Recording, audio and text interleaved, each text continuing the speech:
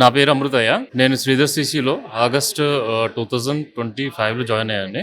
నేను ఎయిర్ ఫోర్స్‌లో ఒక 20 years work చేసిన తర్వాత అక్కడ రిటైర్మెంట్ తీసుకొని ఇప్పుడొచ్చేసి మళ్ళీ సెకండ్ ఇన్నింగ్స్ స్టార్ట్ చేయాలన్న ఉద్దేశ్యంతో ఒక బ్యాంక్‌లో ఒక జాబ్ ఏదో ఒకటి సంపాదించాలనే ఉద్దేశ్యంతో ఇక్కడ జాయిన్ అయ్యానండి.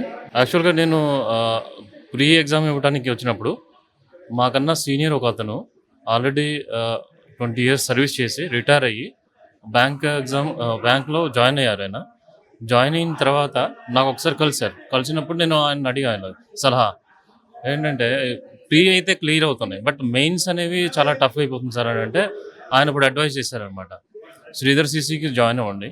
సో అక్కడ మీరు జాయిన్ అయిన తర్వాత వాళ్ళు చేసిన మాక్ టెస్ట్ కానీ వాళ్ళు ఇచ్చే గైడెన్స్ కానీ మీరు ఫాలో అంటే మెయిన్స్ క్రాక్ చేయడం చాలా ఈజీగా ఉంటుంది అని చెప్పేసి అప్పుడు నేను వచ్చేసి శ్రీధర్ సిసి ఎక్కడుంది, ఎక్కడ ఉండాలి, ఎలా అవ్వాలనేది అప్పుడు సెర్చ్ చేసి కానీ శ్రీధర్ సిసి అమీర్పేట బ్రాంచ్కి వెళ్ళి అక్కడ జాయిన్ అయ్యండి.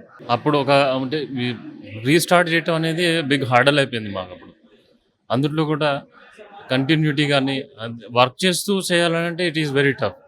అందుకని చెప్పేసి రిటైర్ అయిన తర్వాత మళ్ళీ పీస్ఫుల్గా అంటే డెడికేటెడ్గా ప్రిపరేషనే ఉండాలి.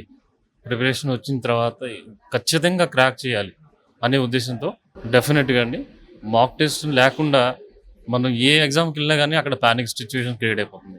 మాక్ టెస్ట్ విత్ ఎక్స్ప్లెనేషన్ అప్పుడు మాత్రమే మనం ఆ క్లారిటీ అనేది వస్తుంది మనకి. ఎగ్జామ్లో ఏముంటుంది, ఏ లెవెల్లో ఉంటుంది, అలాంటి క్వశ్చన్స్ని ఎలా హ్యాండిల్ చేయాలి అనేది క్లియర్గా వచ్చేది ఆ మాక్ టెస్ట్ ఎక్స్ప్లెనేషన్లో. కంటిన్యూటీ ఒకటి, హార్డ్ వర్క్, సిన్సియర్గా హార్డ్ వర్క్ చేయండి.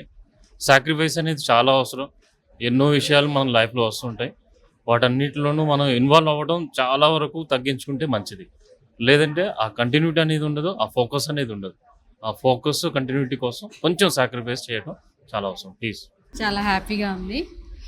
అంటే 20 ఇయర్స్ సర్వీస్ చేసి బయటకు వచ్చిన తర్వాత మళ్ళీ ఎందుకు సర్వీస్ అనేది వదిలేశారు, ఆల్రెడీ సర్వీస్లో ఉన్నారు కదా అని చాలామంది జెంట్స్ని అడగరు, లేడీస్ని మాత్రమే అడిగారు, చాలామంది అడిగారు అనమాట.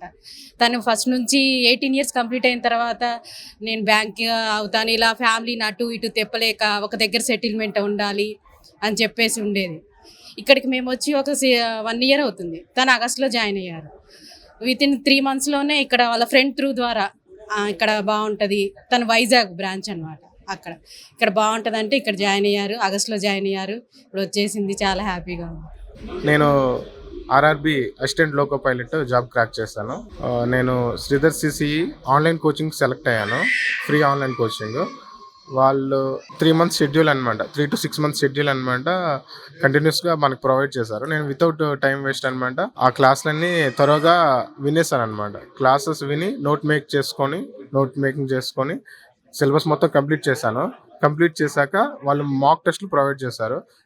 కనీసం ఒక 70 మాక్ టెస్ట్లు నేను రాశాను, పార్ట్ ఏకి, as well part be also. అది నాకు చాలా హెల్ప్ అయ్యింది.